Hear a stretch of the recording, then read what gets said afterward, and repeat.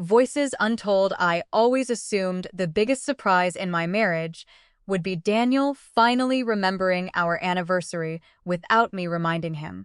That tells you everything about how little I understood my own life. My name is Amelia. I am 39 years old. Daniel and I had been together for 12 years, married for 8. I worked as a dental hygienist at a clinic in town. He climbed the ladder at a marketing firm called Whitfield and Gray. We had a nice house, 2 cars, and what I believed was a solid marriage built on trust, routine, and a shared streaming password. That belief fell apart on a Tuesday morning in October. I was helping Daniel pack for what he called a business retreat in Chicago. 3 days of strategy meetings and team building, he said. I was zipping up his toiletry bag, the small one he always took when it felt heavier than usual. I opened it to make sure nothing would leak in transit. That is when I found them. A small bottle of little blue pills that were definitely not aspirin, Viagra. A full bottle minus about 6. My hands started shaking as I read the label. The prescription was in Daniel's name. My husband was taking erectile dysfunction medication, and here is the thing that turned my stomach to ice. It was not for me. It had not been for me in a very long time. Daniel had barely touched me in months. He came to bed late. He turned away. He had a dozen reasons, and none of them were ever me. So, if he needed those pills and he did not need them for his wife, then who exactly was he getting ready for? Did you find my razor? Daniel called from the bedroom. I shoved the bottle back into the bag, my mind racing. Yeah, I called out, surprised by how steady my voice sounded. It's all here. He appeared in the doorway, handsome as ever in his charcoal suit, his hair styled, a new cologne on him that I did not recognize and had not bought. He looked like a man getting ready for something exciting. He did not look like a man going to sit in a conference room for 3 days. This retreat is going to be intense, he said, kissing my cheek quickly. Big presentation. Vanessa's counting on me to carry the financial section. Vanessa? I repeated, watching his face.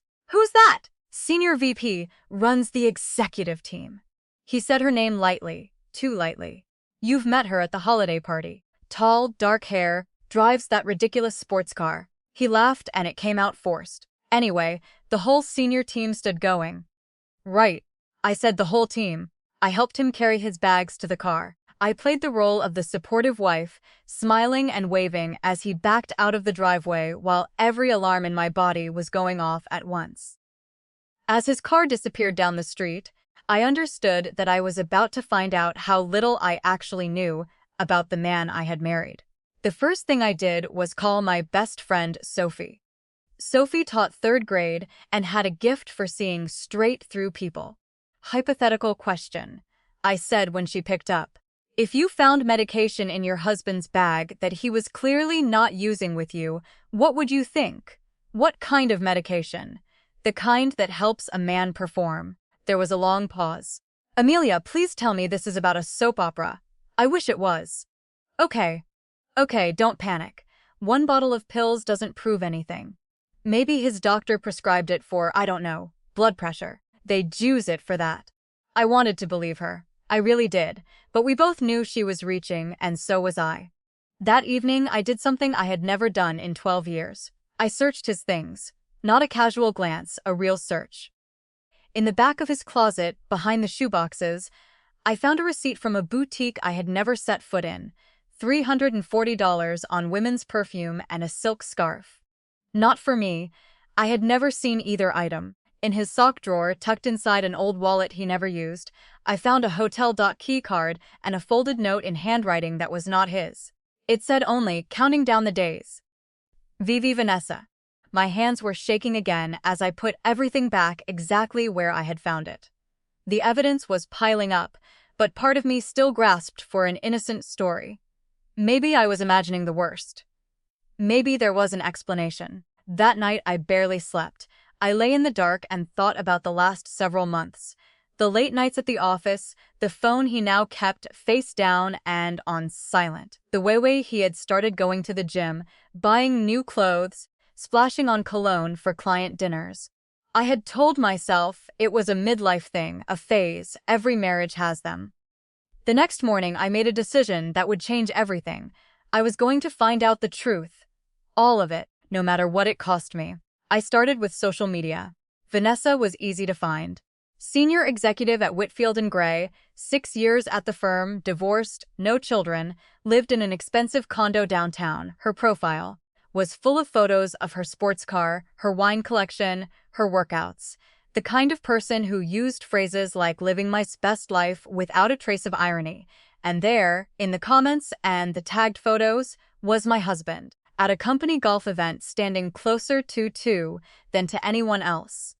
At an after-work gathering, the two of them laughing at something, her hand resting on his arm, small gestures. But I had been married to Daniel for 12 years, and I knew the difference between how he stood next to a colleague and how he stood next to someone he wanted. My phone buzzed. A text from Daniel. Made it to Chicago. Hotel's nice. Miss you. I stared at it for a long moment, wondering if he had the nerve to mean a single word. Miss you too? I typed back. Have a good retreat. But instead of putting the phone down, I opened the location sharing app. Daniel and I had shared our locations for years. A practical thing, so we could find each other in a crowded parking lot or know when the other was driving home. I had never once used it to check on him. His dot was in Chicago, at a hotel downtown. That part of his story was true, at least. I spent the rest of the day trying to focus on patience and failing.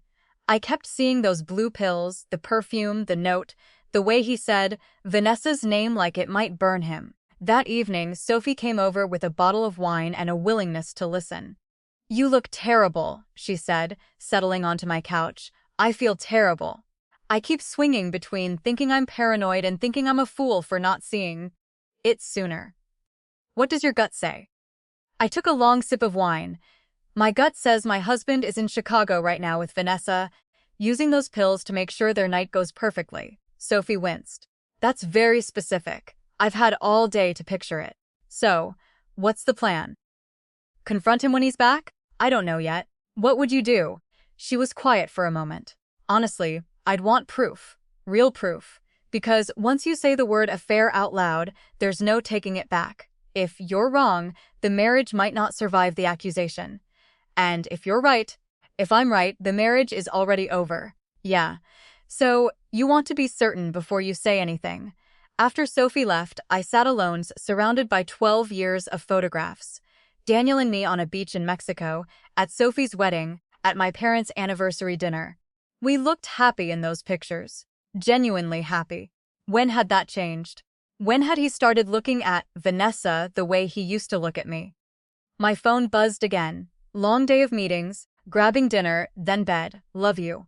This time I did not answer right away.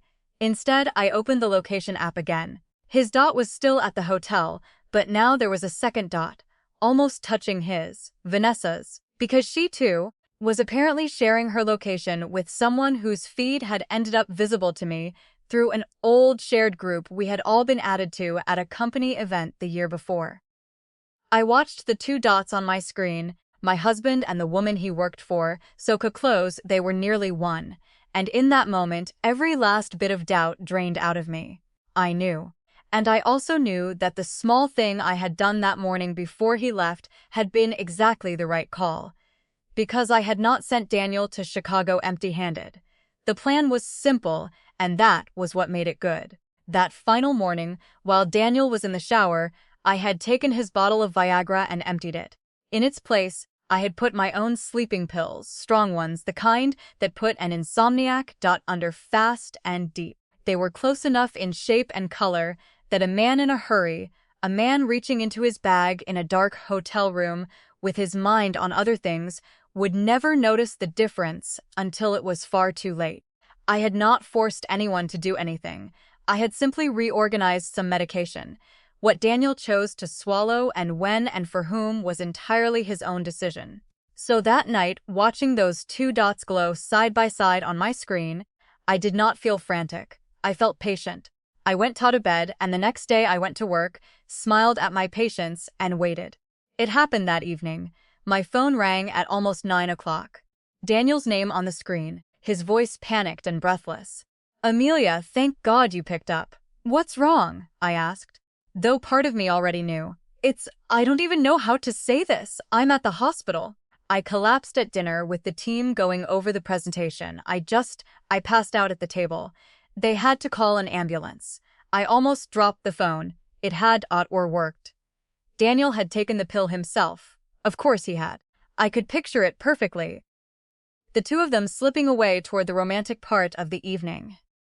Daniel wanting to be sure he could perform, swallowing what he believed was his little blue helper before they even left the table. Except it was not a little blue pill. It was a sleeping pill strong enough to put an insomniac under for 10 hours. He had dosed himself right there at dinner in front of his mistress and half his team.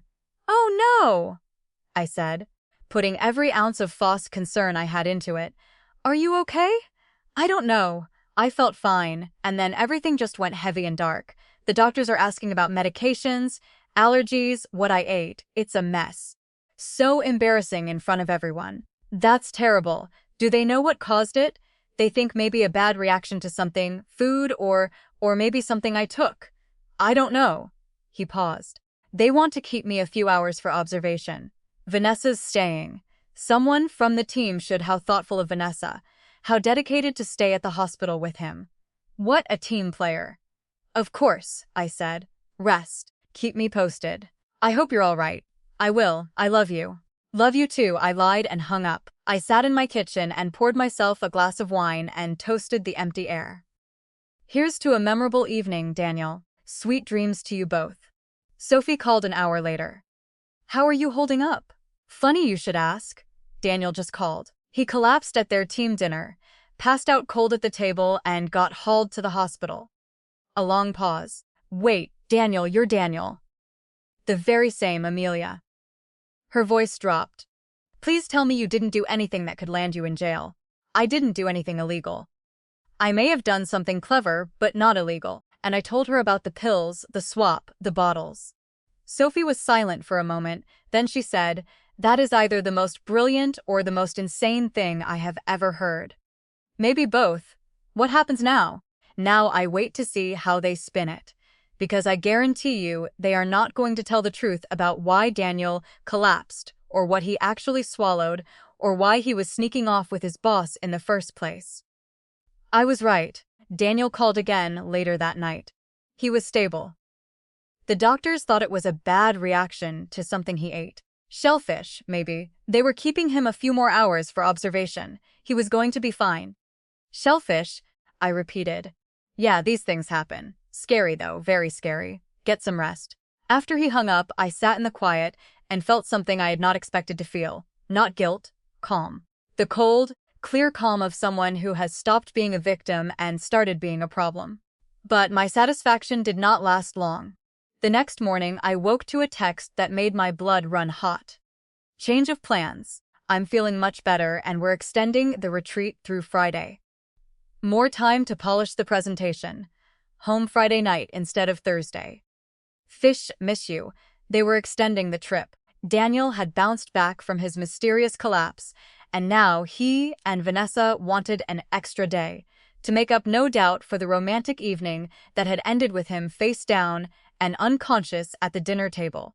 I stared at the message and felt that cold calm harden into something with edges. They thought they were clever. They thought they could pass off his collapse as bad shellfish and carry on as if nothing had happened. They had no idea who they were dealing with. Until very recently, neither had I. I called Sophie. They're staying an extra day. Why? Vanessa's miraculously recovered and they need more time on their presentation. Their presentation. Right. I'm done playing nice, Sophie. It's time to take the gloves off. What are you thinking? I'm thinking it's time everyone at Whitfield and Gray learned what kind of business retreat their senior executives are really running. I spent that day planning my next move. The sleeping pills had been the opening, a private little joke between me and the truth.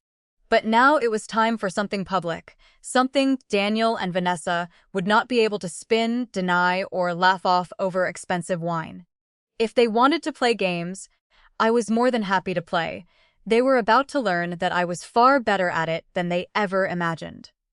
Friday morning, I drove to Whitfield and Gray. I had been to Daniel's office building many times over the years for holiday parties and the occasional lunch, so the security guard recognized me and waved me through without a second look. "Here to surprise Daniel?" asked the receptionist, a friendly woman named Karen. "He's still in Chicago, you know. Actually, I'm here to see Marcus in IT," I said with an easy smile. Having some computer trouble at home, and he offered to help. Marcus and I had hit it off at a couple of company events. He was sharp, kind, and he understood better than most people that information is power. I found him at his desk. "Amelia," he said, surprised. "What brings you to corporate paradise? I need a favor, a big one. Somewhere private." He read my face, stood up, and led me to an empty meeting room. "What's going on?" I took a breath. "I think my husband is having an affair with Vanessa." His expression shifted from friendly to careful. "Are you sure?" "Pretty sure. They're in Chicago together right now. Supposedly, a business retreat." I showed him the photos from social media. I told him about the pills, the perfume receipt, the note signed with a single letter. I left out what I had done with the sleeping pills. Marcus listened without judgment, nodding slowly. "What do you need from me?" "I need to know if they've been communicating in ways that aren't strictly professional, and I need to know who else might already suspect what's going on." He was quiet, thinking. "I can't show you anyone's private messages. That would be illegal and it would cost me my job." "I understand. I'm not asking for that, but," he said, "I can tell you that there have been patterns. Vanessa and Daniel exchange a lot of messages, often well outside business hours, and there's been talk. Nothing official, just people noticing long lunches, closed-door meetings, the fact that they booked the Chicago trip together, same flight, same hotel, when half the team flew separately. This was exactly what I needed. Anything else?" Marcus hesitated. "There's one more thing. Vanessa filed to have the Chicago hotel charged to a project code that doesn't exist. When the accounting team flagged it, she said it was for confidentiality, but there's no such project. She's hiding the cost of that hotel." The cold feeling came back. They were not just having an affair, they were using company money to pay for it. "Marcus, I need one more favor." "Amelia, I'm not asking you to do anything illegal. I just need to make sure that when the truth comes out, it reaches the right people, all of them at once." He looked uncomfortable. "I can't be directly involved in anything that gets me fired." "You won't be, but if certain information happened to be sent to certain inboxes, and if that information happened to get forwarded company-wide due to a technical glitch, well, these things happen." A slow, reluctant smile. "Technical glitches can be very inconvenient. Very inconvenient, indeed." We shook hands and I left the building feeling, for the first time in days, like I had a real plan. That afternoon, another text from Daniel arrived. "Presentation went great. Vanessa and I make a good team. Home tomorrow. Can't wait to see you." Vanessa and I make a good team. Not the team did well, not the presentation went well. Vanessa and I. Even now, he could not stop putting their names together. "Looking forward to having you home," I wrote back. "We need to talk." His reply came fast. "Everything okay? You sound serious." "Just some things on my mind. We'll talk when you're back." "Now you're making me nervous. Is it your mom? The house?" "Everything's fine. Just husband and wife things. Nothing urgent." A long delay. Then, "Okay, I love you." "Love you too," I sent.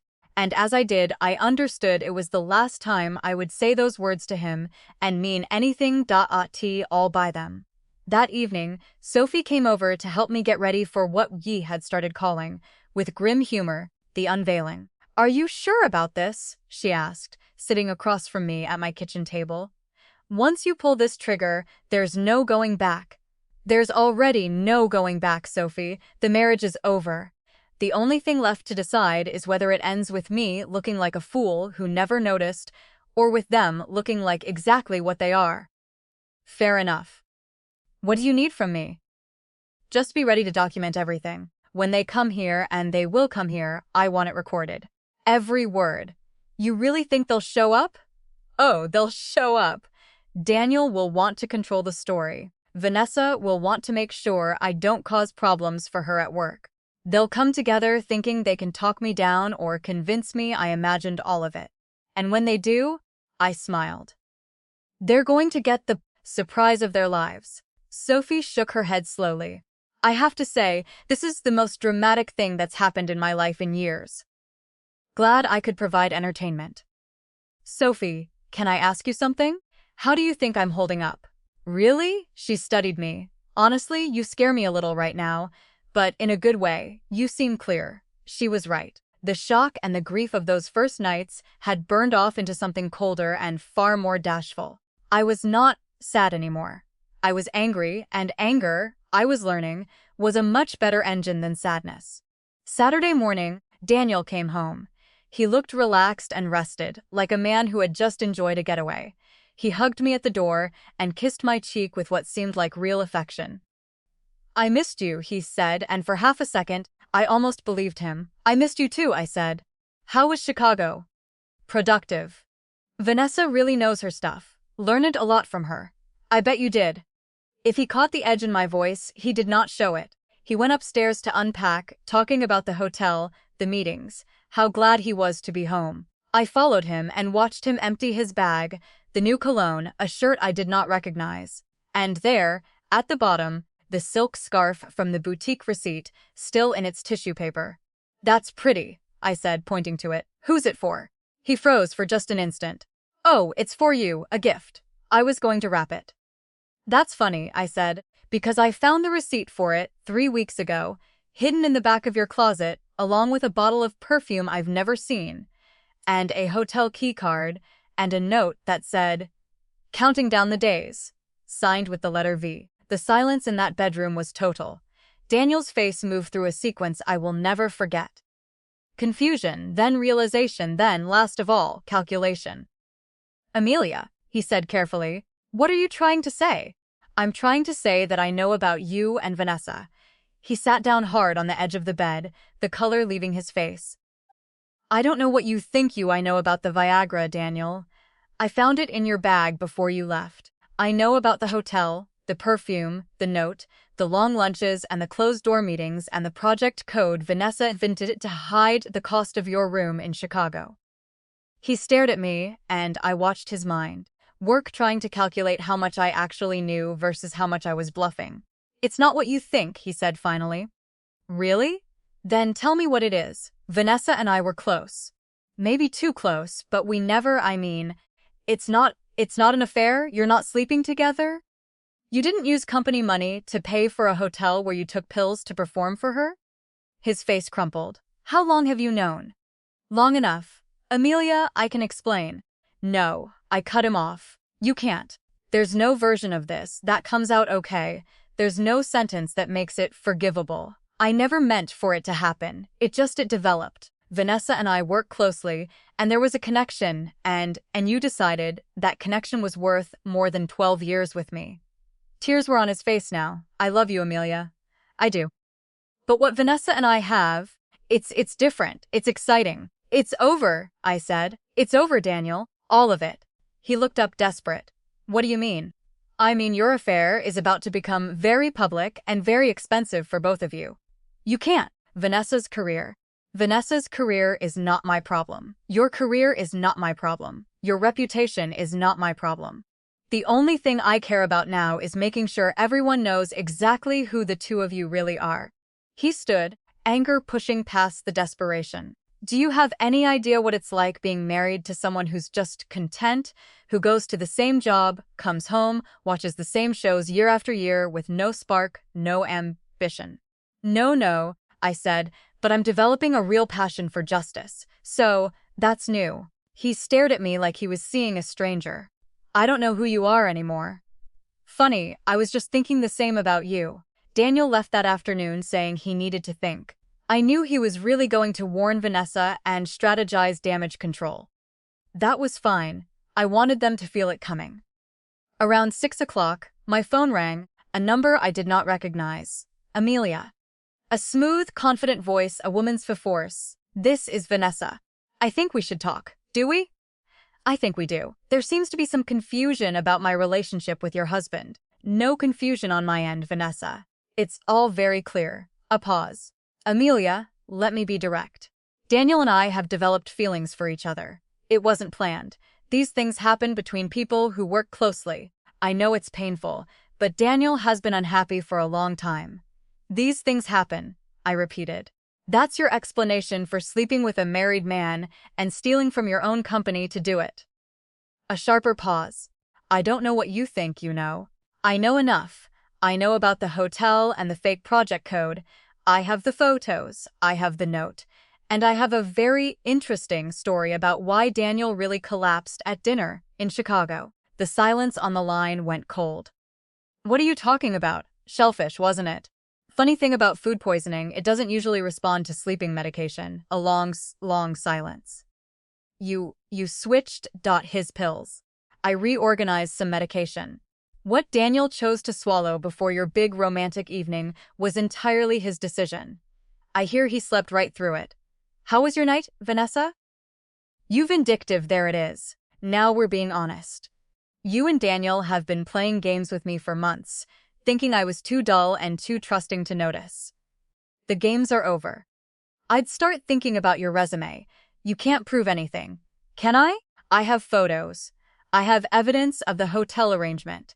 I have documentation of how you hid the cost, and I have a story your boss is going to find absolutely fascinating. How do you think he'll feel about you using client money to fund a romance with a married subordinate? Her voice changed, hardened. Amelia, you're making a mistake. Daniel is going to leave you anyway. He's not happy. You can try to burn us down, but it won't change that your marriage is already ashes. You're right about one thing, I said. My marriage is over, but if I'm going down, I'm taking both of you with me. I hung up before she could answer.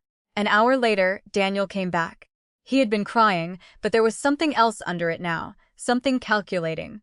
We need to talk, he said. I'm listening. Vanessa told me about your call. Amelia, this doesn't have to get ugly. We can handle it like adults, civilized people.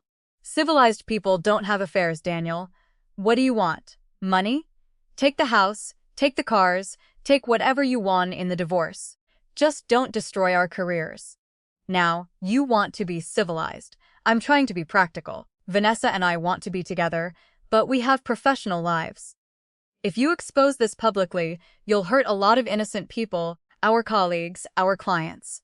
Your colleagues and clients aren't my responsibility. You should have thought about them before you decided to sleep with your boss. He flinched. That's not fair. Fair?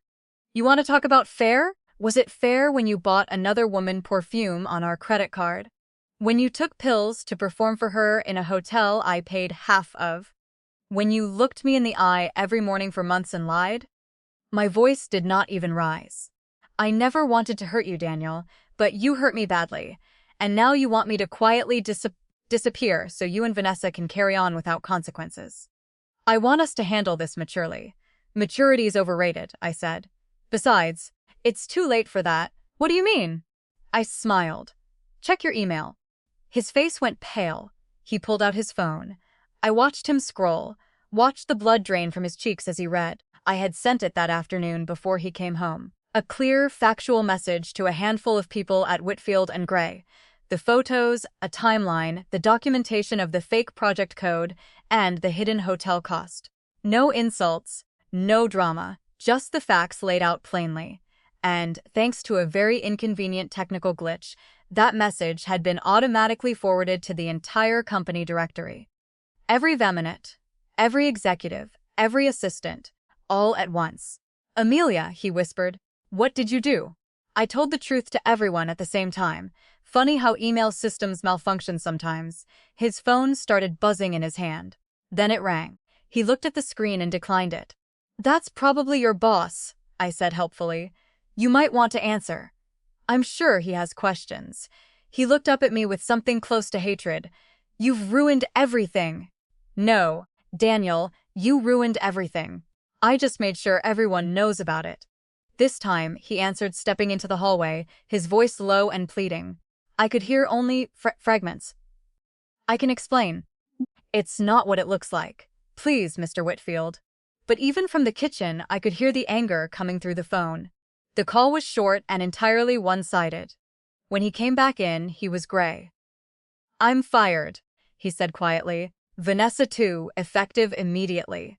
"I'm sorry to hear that," I said. "No, you're not. You're right, I'm not." He sank into a chair. "I really did love you once." I looked at this man I had shared 12 years with. "I know you did. But love isn't enough without respect and honesty and the basic decency not to betray the person who trusted you. You threw all of that away for a few months of excitement with a woman who was probably just using you. Vanessa loves me. Vanessa loves the idea of you, the married man, the forbidden thing, the thrill. Now that it's public and messy, and it just cost her a 6-figure job, let's see how much she loves you." He had no answer for that. That night, after he had packed a bag and gone to a hotel, Sophie called. "Amelia, it's everywhere. Someone leaked the email outside the company. People are talking about it all over town." "That was fast. Are you okay? You sound calm." "I am calm. It's done. They're both fired." Daniel's at a hotel, and I imagine Vanessa is having an extremely uncomfortable evening. You went scorched earth. They earned it. But here is the thing about people like Daniel and Vanessa: they do not accept consequences quietly. They look for someone else to blame, and within days they found their target. Me. It started small. Sophie called, furious. "Amelia, you need to hear what they're saying about you." "What now?" "They're telling people you're unstable, that you've been harassing them, following them, making threatening calls, that they're afraid of you." "They're what?" "I heard it from 3 different people today. They're painting themselves as the victims, and Vanessa is hinting to anyone who will listen that you tampered with Daniel's medication and nearly killed him. She's talking about going to the police." I felt the anger rise, hot and fast, and then I forced it back down into that cold, clear place. Of course they were, fipping the story. Of course they were. It was the only move they had left. That evening, I got a call from a Detective Reyes of the local police department. "Mrs. Carter, I need to ask you some questions about your relationship with Vanessa Lindquist and your estranged husband." Of course.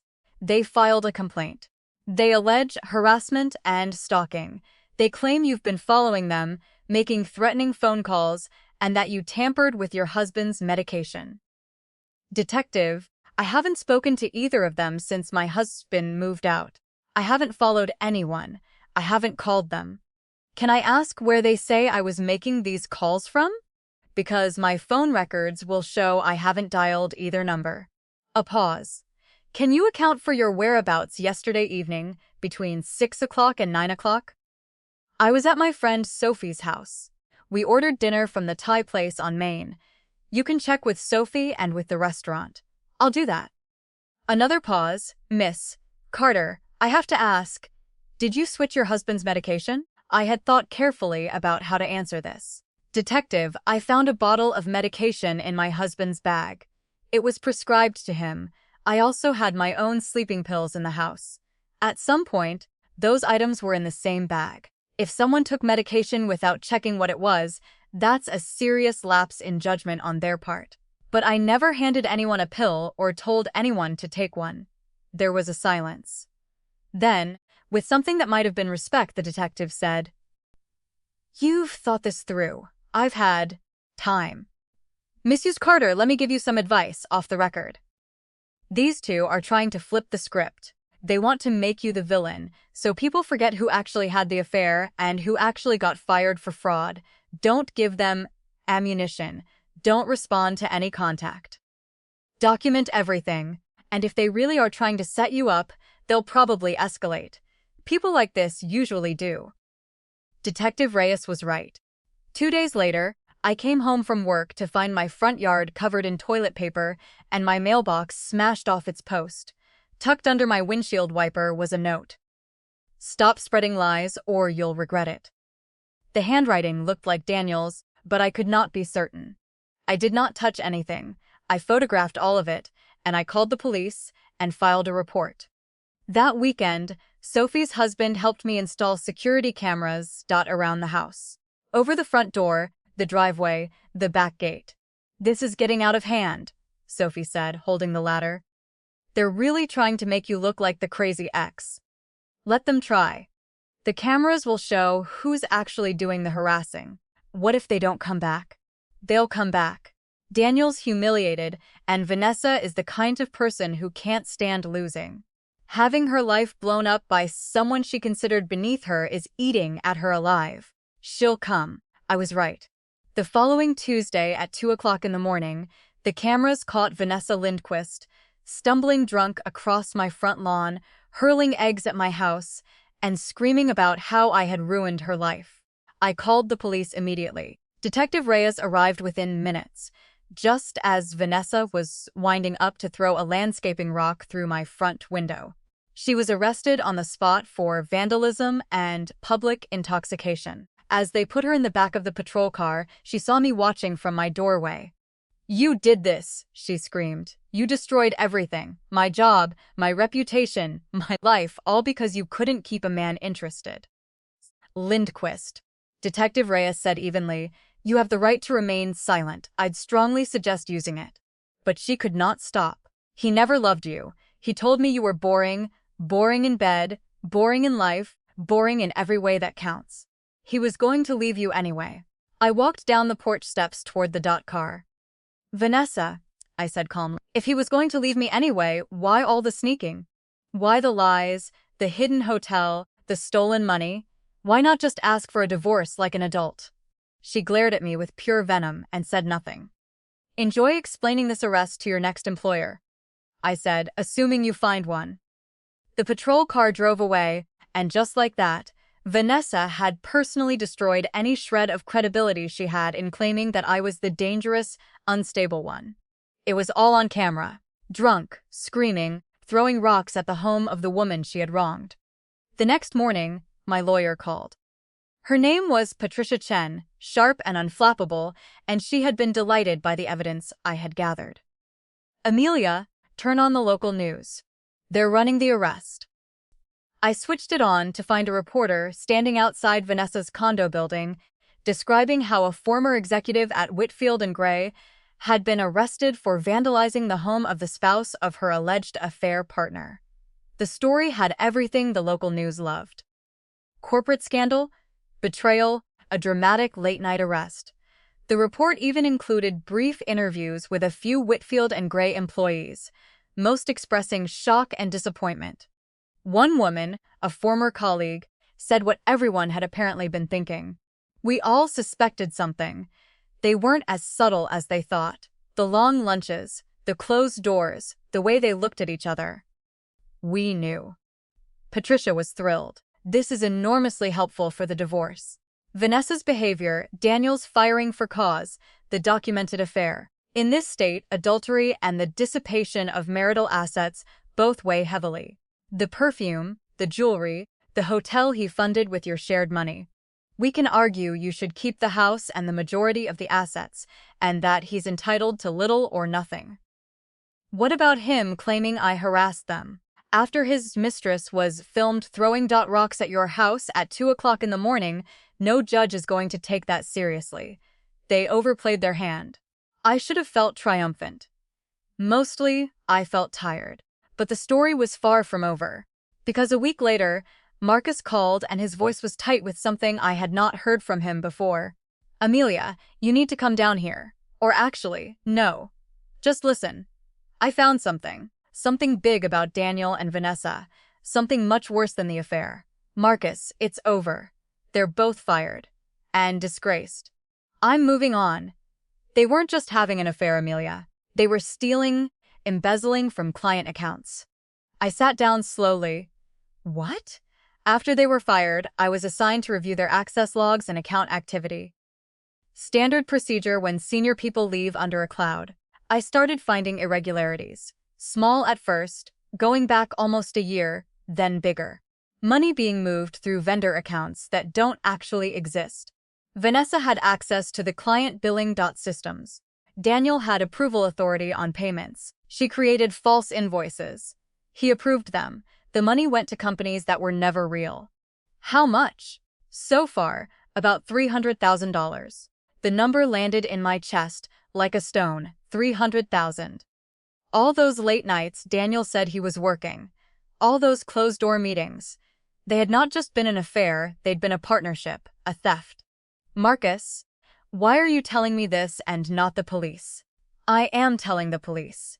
I told Mr. Whitfield an hour ago. He's calling in the authorities now. But I wanted to warn you first because this is about to become very big. We're talking federal, the FBI, and you're going to be questioned since you were married to one of them. After I hung up, I sat in my kitchen for a time, my mind reeling. The man I had slept beside for 8 years had been a thief. And the affair, the thing that had broken my heart, might not even have been the worst of what he was hiding. I called Patricia immediately and told her everything. Amelia, she said when I finished, and there was something careful in her voice. This actually strengthens your position enormously. If marital assets were acquired through criminal activity, your claim to the legitimate property only gets stronger. But more importantly, you need to be ready. The FBI will want to interview you thoroughly. Could I be in trouble? As some kind of accomplice? Did you know about the embezzlement? No, I swear I didn't. I knew about the affair. I thought that was the whole tot story. Then you'll be fine. But you're going to be a witness. Be honest, be complete, and let me be in the room. The next afternoon, I got a call from Special Agent Dana Foster of the FBI's White-Collar Crime Unit. Her voice was calm and precise. Miss Carter, I understand you were married to Daniel Carter, formerly of Whitfield and Gray. Yes. We're in divorce proceedings now. I'd like to schedule an interview regarding Mr. Carter's activities at the firm. Are you available tomorrow morning? Of course. Should I bring a lawyer? That's your right. At this stage, you're a witness, not a suspect, but you're welcome to have counsel present. I brought Patricia. The interview took place in a sterile room that smelled of old coffee and industrial carpet. Agent Foster was thorough. She asked about our joint finances, Daniel's schedule, any large purchases, any unexplained money. He bought some expensive things in the months before I found out about the affair, I said. Jewelry, the perfume. He told me it was from a bonus at work. How much would you estimate? A few thousand that I saw. Nothing that screamed $300,000. He wasn't flashing money around. If anything, he was careful. Did he ever discuss specific clients, specific accounts? No. He complained about difficult clients sometimes, but never names, never numbers. Agent Foster made a note. Then she said something that turned my blood cold. Miss Carter, the embezzlement activity appears to have stopped right around the time the affair was exposed, within days. You think they stopped because they got caught cheating? It's possible. Or, she said evenly, they may have been preparing to leave. Once they'd accumulated enough, people in these schemes often plan to disappear together and start over somewhere new. That thought sat in my stomach like ice. Had Daniel been planning to leave me all along? Had the affair, the theft, all of it been building toward an exit I never saw coming? After the interview, Patricia took me to lunch. Amelia, she said gently, you should prepare yourself for the possibility that this was worse than an affair, that it was a plan. The relationship, the theft, the leaving, all one thing. But they got caught. They got sloppy. They got caught because you exposed the affair before they were ready to vanish. If you hadn't found those pills, if you hadn't gone to the company, they might have simply disappeared one day with the money, and you'd have spent years wondering what happened. That evening, Sophie called. Amelia, turn on the news, now. The lead stories was the FBI raid on Whitfield and Gray, footage of agents carrying boxes out of the building. A brief, gray-faced statement from Mr. Whitfield about cooperating fully and making clients whole, and then the detail that made me grip the edge of the counter. Arrest warrants had been issued for Daniel and Vanessa, and both of them had vanished from town sometime in the last 24 hours. They ran, I said. Looks like it. Where do you think they went? Does it matter? They're federal fugitives now. But the truth, the full and final truth, did not arrive until the next morning. Agent Foster called me at 7 o'clock. Miss Carter, we found them. They were arrested at a hotel in Miami last night.